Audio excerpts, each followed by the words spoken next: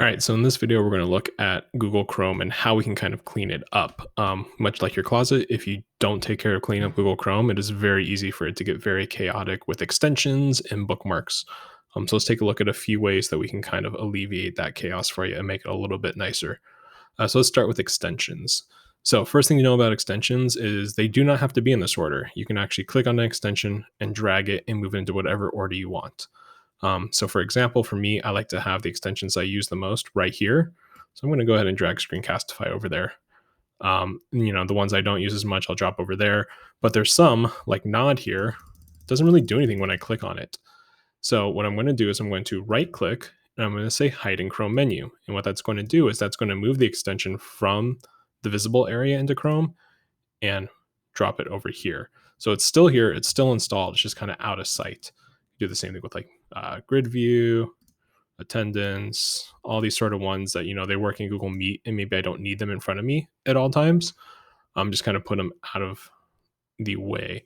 Of course, if you ever do that, you need to bring it back. You can right click and press show in toolbar, or you can just click on it and then drag it back to where you want it to be. So that's extensions, pretty easy to clean up. Just gives you a little bit more space in this omnibar. If you see some people, they have so many extensions that literally their omnibar is like, up to here because they just have too many. Now let's take a look at bookmarks. So much like extensions, you can arrange bookmarks in the order that you want by clicking and dragging. So I want to have Google Classroom be first, maybe then my Gmail, then my calendar. I want to have this new Google Doc one that I put here. Okay, cool. Awesome. Now this is really cool, but the problem is I still have some of these things that like cut off. YPI charter scoop. Don't know what that is. So what I can do is I can right click on them. I can click edit and then I can rename them like email. What that does is it edits the name to email and it still will send me to the email link.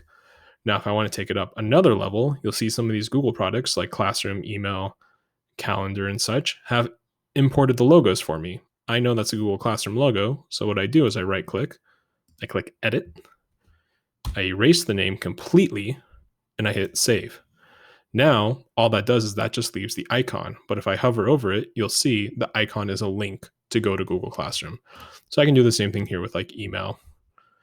And the reason you want to do this is you see it's slowly moving everything over. So now I can fit more bookmarks here. Calendar is a big one that if you do it too, has a bunch of space.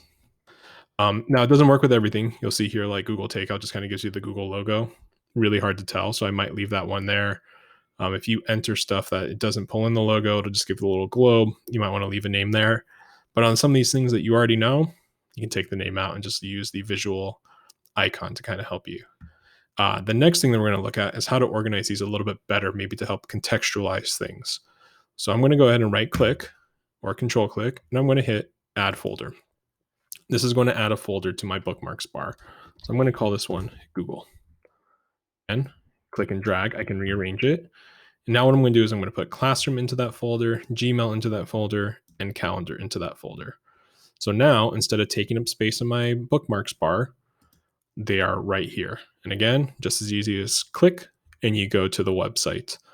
So I find that one helpful just to kind of clean this up and to also organize your links into kind of topics and content. Helps me quickly find information like, okay, cool, I know I'm looking for Google, there's Classroom.